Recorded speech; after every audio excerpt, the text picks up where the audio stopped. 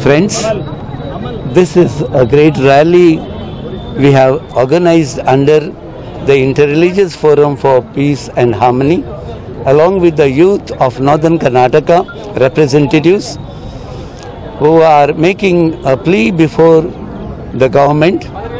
The memorandum has been submitted to the President of India, seeking his intervention for stopping all kinds of talks that are going on about changing the constitution. Any meddling with the constitutional provisions also, we would like the government takes note of it, and the constitution is protected for the good of the nation.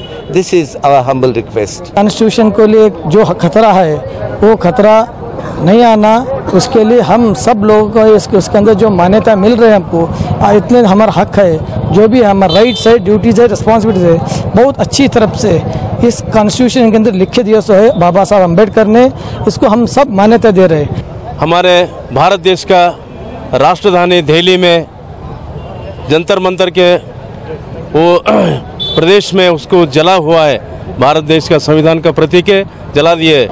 And during this march, we especially wanted to express our sentiments, especially by telling the government to save the constitution.